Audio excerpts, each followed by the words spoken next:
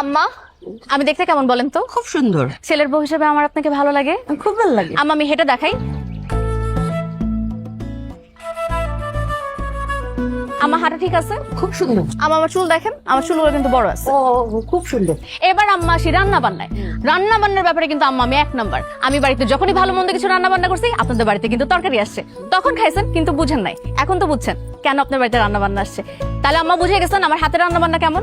আমি আপনাকে কথা দিতেছি আম্মা, এই বাড়িতে যদি আমি ছেলের বউ হয়ে আসি, আপনি একদম পার উপরে পা তুলে হুকুম করবেন, আমি আপনার সব হুকুম মেনে নিব। এবার বলেন আম্মা, আপনার কি ছেলের বউ হিসেবে আমাকে পছন্দ? খুব পছন্দ। অনেক কথা বলছিস, আর বলতে হবে না। আম্মা কি করবো বলেন, কাউকে না কাউকে তো কথাই বলতে হবে। আজকে যদি ও কথা বলতে পারতো তাহলে কি আমাকে এত কথা বলছে তো? আব্বা আপনি আব্বা সামনে তো ডাকতে হবে, জন্য ভাবলাম আজকে থেকে ডাকা শুরু করে দিই। আব্বা আপনাকে একটা কথা বলি, আপনার ছেলের সাথে আমার 3 বছরের প্রেম, কিন্তু সে বাড়িতে সাহস করে তার বিয়ের কথা বলতে পারতেছে না, সে নাকি ভয় পায়। আমি বললাম আব্বা কি বাঘ নাকি ভাল্লুক, আব্বাকে তো ভয় পাওয়ার কি আছে, তাই না আব্বা?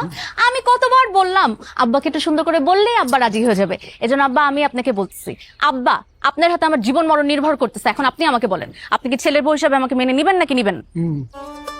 হ্যাঁ মেনে নেবো। দেখছো, মেনে নিবে। আব্বা তাহলে আপনি বলেন, আমাদের বাড়িতে আপনি বিয়ের প্রস্তাব নিয়ে যাবেন? হ্যাঁ, আব্বা কোথায় যাচ্ছেন? ওই বিয়ের প্রস্তাব নিয়ে বাড়িতে তোমাদের। এখনই যাবেন আব্বা? হ্যাঁ, এখনই যাই। আব্বা একটু দাঁড়ান, সালাম করে নিই। হ্যাঁ, তুমি আসো। আব্বা হাত দিবেন না মাথায়?